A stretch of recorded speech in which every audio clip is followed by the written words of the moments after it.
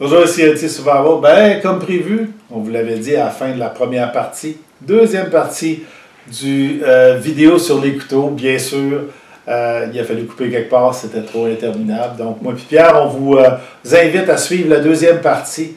Et comme d'habitude, on passe à l'intro.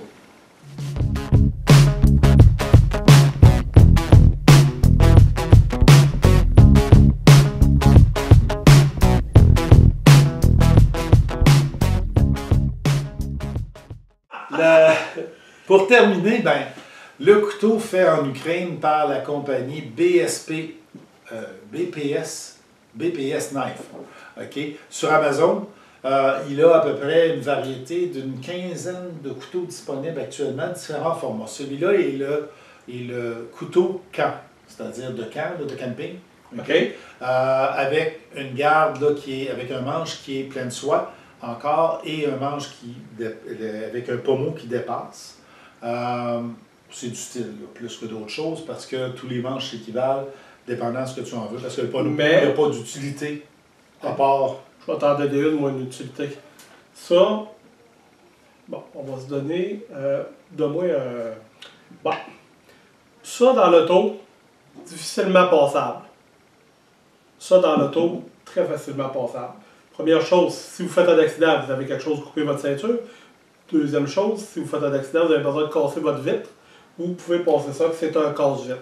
Tandis que ça, ici, vous n'avez pas le casse-vitre dessus. Donc, si jamais vous êtes en auto, vous avez ce genre de couteau-là, vous faites arrêter par la police, ben c'est un couteau de sécurité. C'est pas un couteau de défense. C'est jamais un couteau de défense de toute façon. De toute manière, l'étui n'est pas une étui tactique, mais une étui bushcraft ou de forêt qui est sur un swivel qui permet aussi d'être plus confortable sur vous. Okay. Deuxième utilité du pommeau, que je n'ai pas mentionné, parce qu'on ne parle pas de bushcraft, mais si je le garde dans son étui et je l'enlève, je peux gratter une ferrorod parce qu'il est très à 90. Au lieu d'utiliser le dos du couteau, qui est aussi à 90 degrés, je peux utiliser cette partie-là. Ce qui fait que si j'étais blessé, je pourrais littéralement juste appuyer sur le couteau avec mon pied, avoir une main avec la ferrorod et venir tirer pour quand même allumer mon feu.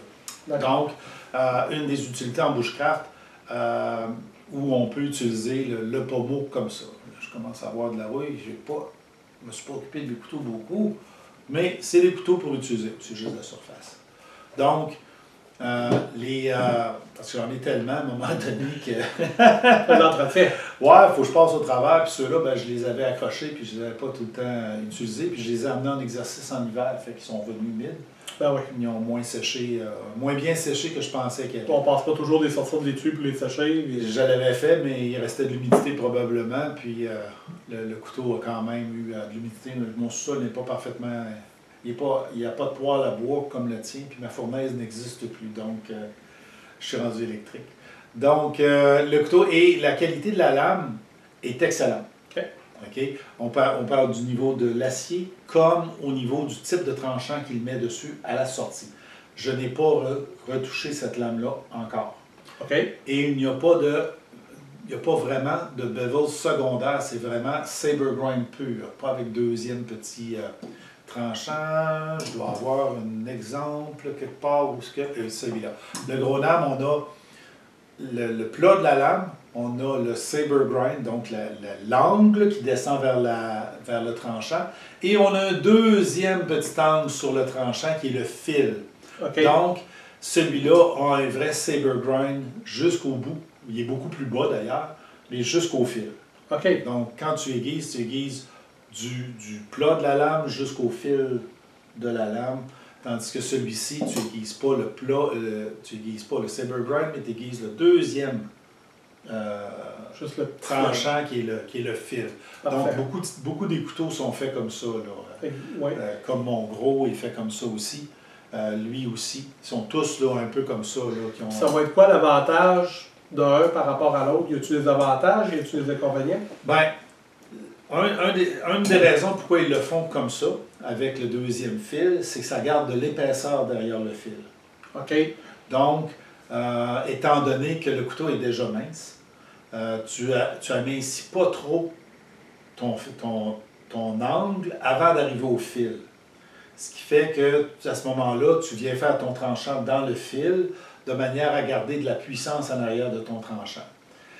Si, lui est un petit peu plus épais, à peu près 5/8 de pouce, 2 mm et demi à peu près, ben, tu descends de 2 mm et demi directement à 0 dans l'espace d'1 cm à peu près. Donc, ça te donne un tranchant qui est quand même vigoureux, sans avoir d'épaisseur de lame en trop. Parce que plus ta lame est épaisse derrière le fil, moins le couteau va passer au travers du matériel. Parce qu'il y a de la résistance. Okay. Tu sais, mon couteau d'un quart de pouce, Oui. s'il n'y avait pas les deux bevels, j'atteindrais pas. Quand Non, je l'ai ça, reçu, il était à 35 degrés d'angle sur le tranchant. 35 degrés, c'est comme si j'avais un wedge de 45 et j'essayais de le passer dans du beurre. Ça passe mal. Okay. Je l'ai réduit à 25. Donc, parce qu'il a fallu que je le refasse. C'est mon premier vidéo, c'est ça d'ailleurs, le premier vidéo de la chaîne, c'est sur ce couteau-là, où je l'ai refait à la main. Oh! En 1 h 30, avec une pierre en diamant, corsé, je l'ai ramené, puis après ça, je l'ai passé au lundi. Maintenant, j'ai un système à papier sablé sur ruban, là, qui va beaucoup mieux. Donc, le BSP Knife, pour le prix, moins d'une cinquantaine de dollars, tu as un couteau de belle qualité, tu as un couteau durable, puis de belle fabrication. Ce qui me semble, en tout cas, parce qu'à date, moi, les deux exemples que j'ai vus, j'ai un copain qui a acheté le Bushcraft, Okay. qui m'a comme incité à acheter le mien, mais j'ai choisi un autre juste pour avoir différent de sa chaîne. Oui. Un collègue qui a une chaîne YouTube aussi, qui a acheté le Bushcraft et qui adorait son couteau. Tu sais, au lieu de payer 100-150 dollars pour un couteau Bushcraft là, suédois, là, de marque reconnue, ben, tu obtiens pour 50 dollars un équivalent, pas toujours pareil, mais équivalent, puis quelque chose qui va être durable, puis que ça ne casse pas le cœur si jamais tu as décidé de faire du bâtonning avec, comme on va démontrer là, dans les séquences qu'on va filmer plus tard, puis que le couteau finit par casser. Okay? Parce qu'inévitablement, le couteau va finir par céder à force de l'abuser. C'est juste une question de temps, c'est pas une question de va-t-il. OK. Okay? Si tu l'abuses, il va péter. Si tu l'entretiens et tu l'utilises de façon raisonnable, il va durer le reste de ta vie. Okay? Donc, l'avantage, moi, d'avoir essayé beaucoup de lames, ben, c'était pour trouver des profils que j'aimais. La prise en main, la qualité de la lame, est-ce que j'aimais ce type de couteau-là par rapport à celui-ci. Tu sais, quand j'ai acheté celui-là, je savais que le manche était relativement confortable. Et il est confortable, même s'il est ovale et oblong, c'est-à-dire qu'il est plus mince en avant et en arrière que pour le centre, et il est plus épais au centre qu'à l'avant et à l'arrière. Donc, cette forme-là est-elle acceptable? Comme je te mentionnais, la forme du manche, c'est une des raisons pourquoi j'ai beaucoup de couteaux. C'est parce que ça me permet d'essayer les formes, puis lesquelles répondent le mieux à mon besoin de main. Parce qu'on n'a pas de main qui est pareille, donc certains ont cette forme-là n'est pas confortable. Celle-là est plus confortable, donc ils vont choisir celui-là par-dessus l'autre. Ça, c'est un autre aspect. Parce qu'il faut que tu utilises ton couteau pendant plusieurs heures. Il faut que tu sois confortable. Donc, c'est un des critères principaux, le confort de la poignée. Oui, oui. Puis aussi, c'est que malheureusement, si tu commandes par Internet, ben, tu es pris avec la poignée que tu reçois. C'est ça, tu peux pas... C'est ça, c'est une des raisons. Juste mentionner, parce que je l'ai mentionné sur mon autre couteau, ici, qu'on était capable de passer une ferro-rod pour pouvoir créer des étincelles. Ben, celui-là aussi. Okay. L'avantage, pourquoi le pommeau? Parce que si tu passes ton doigt sur le dessus, il n'est pas énormément à 90 degrés. Oui, il est doux. Il est presque arrondi. C'est ça, il n'est pas arrondi comme sur le Mora. Le tien, le Candiball, est un petit peu plus. Oui. Mais sur le Mora normal, il est rond. Oui, c'est ça. Lui, eux autres, on peut pas. C'est ça. Eux autres, il est comme entre les deux. Lui, en fait, normalement, il devrait être aussi droit. Non, mais le Candiball, lui, il est fait pour la ferro-rod. OK. C'est pour ça qu'ils l'ont fait droit. Mais eux, ils l'ont fait, mais... Tu l'as de ce côté-là. De ce côté-là, ce qui peut permettre de faire le même principe de déposer ton couteau et de tirer ta ferro-rod du sol. Absolument. Avec une seule main. Donc l'utilité, mais ça, on peut le faire, on peut passer une simple ligne sur le dessus pour pouvoir le fer là, au niveau de la lame. Ouais, c'est ça. Ça va bien, mais ça va quand même se faire. OK? Je ferai une démonstration tout à l'heure. J'en ai une dans le camion, là, une grosse ferrorod. Fait que c'est ça. Fait que ça passe au travers de l'ensemble des couteaux que j'ai amenés. Ça fait pour une longue vidéo. Hein. Ouais, ça va être assez long. Je pense que ça va être un two-part. Hein? Louis, écoute, moi j'ai une question pour toi. Oui. Tu sais que je suis un amateur de mon arachnide. Si, dans mon cas, Oui. si quand que je vais en forêt, je me contente de mon Morak Knife, pourquoi que j'irais sauter sur un couteau plus gros comme le Gerber LMF2, mettons? Ben moi, je n'irais pas vers le LMF2. J'irais vers le Strong Arm qu'on n'a pas parlé, qui est une version du LMF2 un petit peu plus léger. Oui. Full tape. Donc, avec la soie de la lame qui passe bord en bord du couteau. Parce que, malheureusement, on n'est pas sûr de la durabilité de celui-là au bâtonnier. Okay? Tu peux en faire, mais ça ne veut pas dire que ton couteau ne se démontre pas. C'est bon. Okay? Pourquoi j'irais vers le Strong Arm par rapport au Candyberg? Pas que le Candyberg n'est pas bon. Ça dépend du type de survie ou du type de situation dans laquelle tu te places. Si tu fais que monter de petits feux et que tu ne bâtonnes pas et que tu ne fais pas de la grosse survie volontaire, là, on s'entend, là, parce qu'avant d'aller en survie en forêt, puis tu t'en vas pas en milieu qui sont excessivement loin, puis tu as toujours ta hache, ton backpack disponible avec d'autres outils pour te dépanner si tu as un problème. C'est ce qui est mon cas. Je ne vais pas me mettre en danger, je ne suis pas en territoire hostile. C'est ça. Le Gerber, celui-là, Puff, ou Casper, j'ai de la misère avec il est dur à Candyboard. C'est ça. Il peut être suffisant. OK. L'autre, le Strong Arm, par exemple, ben c'est pour te donner un petit peu plus de capacité. C'est-à-dire un peu plus d'abus, un petit peu plus de résistance de l'outil. OK. Donc, on choisit nos outils en fonction des besoins qu'on a. Moi, ça va arriver souvent, je vais partir en forêt avec celui-là. Des fois, je vais partir en forêt avec celui-là. Des fois, je vais avoir mes moras. Ça dépend si je vais donner de la formation à mes cadets, je vais avoir les moras ou les imitations de moras. Des fois, je vais traîner un couteau ou l'autre, ou deux, ou trois, des fois, parce que je suis maniaque un peu. Là. Mais j'entraîne en fonction de ce que je pense avoir comme besoin. Je vais traîner mon gros Jessex, le plus gros. Si je pense que je vais couper des branches, ça m'est arrivé là, de déplumer des sapins là, avec. Là, puis, oui, ça a l'air à faire le job à bataille. Oh oui, ça travaille autant qu'une machette dans un format un petit peu plus réduit. D'ailleurs, l'étui, elle est fait pour être traîné en bandoulière parce qu'à la ceinture, ça commence à être pesant. Tu as quasiment 2 livres de couteau. Oui, il y a quelque chose. C'est presque pas 1 kilo, c'est 0,80 kg. Ça commence à être du morceau d'acier sur le bord de la hanche. Fait que c'est pas quelque chose que tu vas traîner pour une chasse fine, par exemple. OK. Si tu vas en chasse fine, ça, c'est bien en masse. Par contre, si tu vas en chasse fine en territoire éloigné, tu veux peut-être avoir ta ceinture un outil qui est un petit peu plus performant.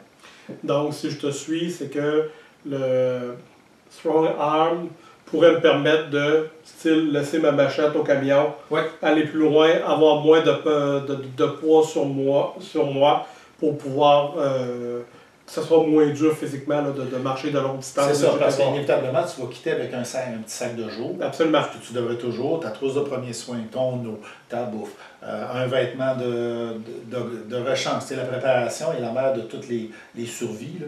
Si tu ne peux pas te préparer, ben, tu ne survivras pas.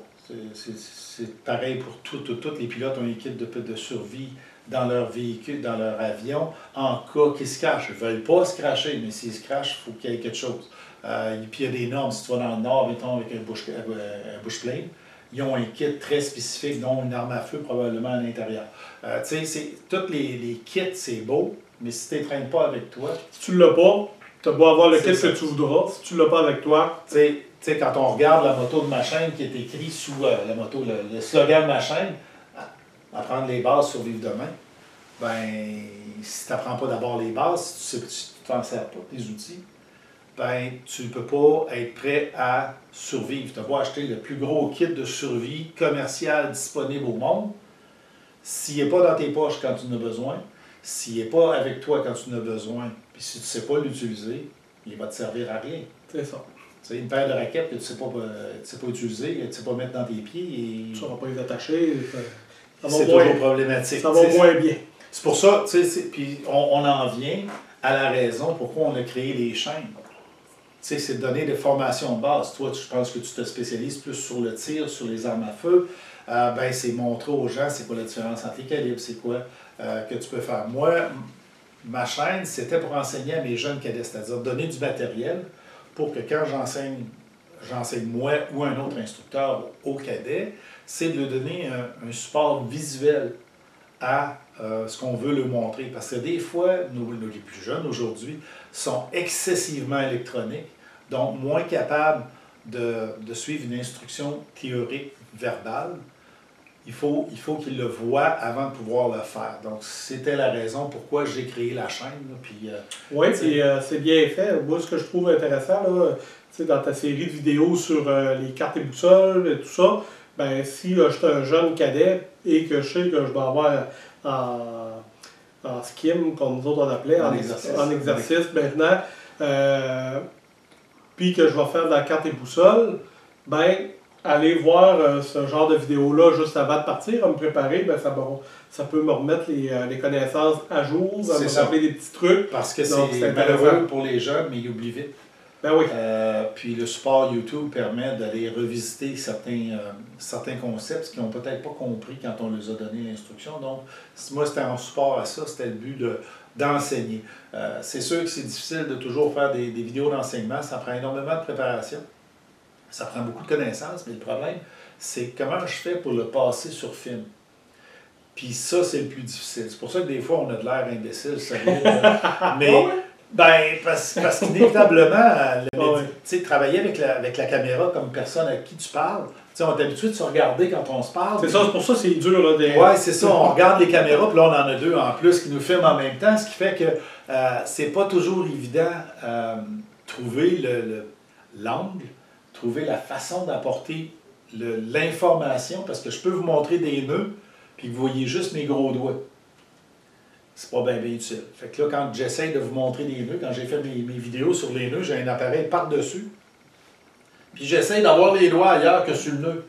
Mais c'est mes doigts qui font le nœud, ce qui fait que c'est... Ouais, c'est ça, c'est pas facile. Tu sais, il faut que j'essaie de trouver un angle. Puis là, moi, je regarde le nœud que je suis en train de faire. Il faut que je regarde dans la caméra, savoir si je suis resté dans le frame. C'est ça. Fait que ça devient compliqué. Mais c'est la beauté du YouTube, c'est la beauté du one-man crew, là, comme on dit, là, où est-ce qu'on s'auto-filme comme ça. Ben, c'est ça. On a de la passion, puis on aime ça la partager. Puis la façon qu'on a trouvé de le faire, c'est de faire des vidéos. C'est ça. Pierre, pour ta chaîne, toi, tu fais tir et survie. L'aspect survie que tu vas aborder dans ta chaîne, parce que je suis pas sûr, j'ai pas vu, en tout cas, dans mes explorations de ta chaîne, l'aspect survie a amené beaucoup. Écoute, la chaîne, au départ, c'était plus le tir. OK. Et à un moment donné, tu sais, on a parlé un peu, là, j'ai fait des cadets, tu sais, puis je suis à l'aise en forêt, etc. Et je me suis dit que pour compléter ce côté tir-là, j'allais parler de survie. Sauf que sur ma chaîne, on va avoir de la survie, mais c'est de la survie vraiment de base, plus niveau débutant. Donc, je vais montrer comment que je fais des feux, comment qu'on fait le style de feu pour être sûr qu'il fonctionne, les éléments qu'on va prendre pour notre feu. Donc, j'essaie d'y aller, de démontrer comment faire pour quelqu'un qui serait vraiment pas habitué, quelqu'un qui sort de la ville puis qui s'en va en forêt puis qui décide, lui là, du jour au lendemain que c'est un survivaliste puis il s'en va se pratiquer. Donc, c'est ce que j'essaie de montrer. Je n'ai pas encore rentré dans le gros sujet survie. Je ne veux pas trop aller là non plus parce qu'il y a déjà beaucoup de chaînes qui le font. Ouais, je ne veux pas calquer les autres, je ne veux pas nuire aux autres non plus. Donc, pour l'instant, je ne m'en vais pas là. Je fais mes petites affaires, je fais mes petites capsules de survie, si on veut. Puis, la réponse est bonne. Ouais, tu sais, il y a bien du monde qui me demande c'est quoi LT Survival. Là. LT, récemment, j'ai eu un éclair de génie. Parce que ça vient de l'anglais, ça vient d'une abréviation que les soldats utilisaient pour être familiers avec leur officier et leur lieutenant. Leur lieutenant, oui. Mais Je pensais sans... que c'était de là que ça venait. Ben oui, c'est l'abréviation du lieutenant, mais c'est aussi utilisé en nickname pour le lieutenant sans aller en dehors d'utiliser le grade. Donc, quand un soldat t'appelle « LT, est-ce que je peux vous parler? » Il a nommé ton grade par ses initiales, mais c'est une façon familière, c'est-à-dire il y a de la hiérarchie dans l'armée, donc normalement, tu n'es pas supposé être chum avec le lieutenant, mais une façon de l'être, de dire au lieutenant que tu l'apprécies sans passer outre la hiérarchie en utilisant l'abréviation LT, comme ça. Puis récemment, j'ai eu comme un flash. LT, c'est aussi les initiales pour Learn Together en anglais. Apprendre ensemble. OK.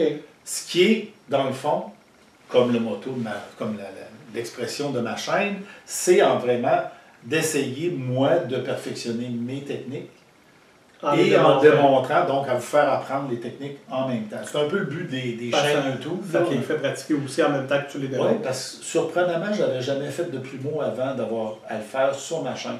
OK. Plumeau, là, c'est un allume-feu qu'on fait avec une branche. Là. Et puis, j'en avais jamais pratiqué. Je l'avais lu en masse, puis je me disais, qu'est-ce qu'ils veulent dire? Jusqu'à temps que j'ai dit, OK, moi, je vais allumer un feu, mais avec un plumeau et une ferrorode. C'est un challenge, là. Parce que là, tu as un bout de bois, que tu chiffres, puis que tu essayes d'allumer. Là. Ouais, là, après ça, j'ai compris qu'avec le dos de mon couteau, je pouvais créer de la poussière, qui est encore plus inflammable. Puis là, je peux monter mon feu par plus petit à plus gros morceaux. Fait qu'avec ça, j'ai réussi, avec la ferrorode, je pense que tu avais vu une de mes vidéos avec ça, à allumer. Tout à l'heure, on parlait qu'on pouvait faire du feu avec l'arrière de nos couteaux ou bien les parties tranchantes, là, des parties... Avec les ferrorodes. Oui, c'est ça. Fait que quand tu m'as invité à venir et qu'on a réussi à se trouver une date, je me suis dit, hey, peut-être que, puis j'avais pas remarqué sur ta chaîne si tu en avais utilisé, fait que je me suis dit que peut-être tu voudrais t'entraîner une ferrorode. Oh! Fait que je t'ai fait un petit montage avec une douille de 9. Avec une douille de 9. Puis je te l'ai collé là, juste pour l'agrémenter. Là, parfait. Fait que de cette manière-là, tu n'apognes toujours du même bord. Fait que c'est ça, exactement. Tu as toujours une bonne pointe d'un côté. Moi, j'en ai usé, là, je t'ai montré tout à l'heure. Oui, j'ai vu la tienne. Écoute, je te remercie bien gros, Tom. Excellent. Mais c'est pas tout. Voyons donc. Parce que tu peux pas juste utiliser le ferrorode et dire que tu vas survivre. Non, ça c'est clair. Il faut que tu apprennes à survivre. Fait qu'on commence par une carte. Moi, je fais une carte toujours à aide-mémoire pour mes cadets. Okay. Parce que y a-tu de quoi de pire que de se souvenir d'un mot clé, même si le mot qu'on utilise dans les cadets, c'est le stop, 4 lettres. Il y a plus que ça à la survie.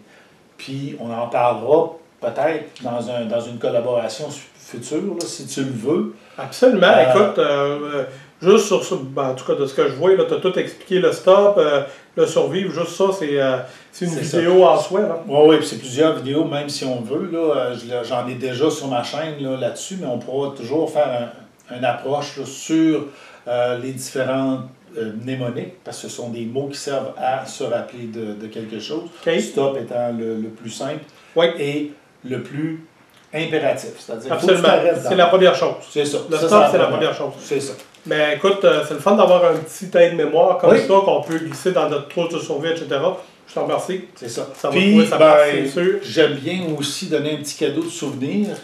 Une patch Velcro de la chaîne que tu vas pouvoir soit mettre sur un mur Velcro ou sur un Tepac-Sac ou quelque chose de même là, pour te souvenir. C'est le logo de ma chaîne. Ben oui.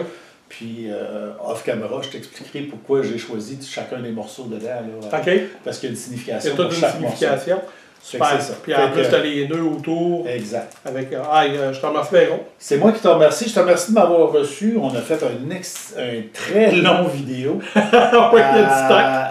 On aurait pu embarquer dans, comme je disais, là, chaque partie de cette vidéo-là, chaque couteau, c'est des rabbit holes. Là, parce que quand tu commences à être passionné de quelque chose, c'est comme pour les armes à feu. Écoute, on a fait peut-être il y a 2 heures et demie de tournage. Oui. On aurait pu facilement faire le double. Facilement. Facilement, surtout si on avait parlé d'acier moindrement longtemps. Là. Il a fallu que je t'arrête des bouts. Oui, ben, j'ai de la jasette un petit peu. Non, mais c'est correct, t'es un passionné, puis écoute, nous autres, sur ma chaîne, on aime ça les passionnés, fait que je suis vraiment content que tu sois venu, puis que tu aies accepté mon offre, que tu m'en aies parlé, en tout cas, qu'on ait réussi à s'entendre sur le comment et le pourquoi, puis moi, ça me fait plaisir de partager la passion. Les couteaux, ben j'en ai trop.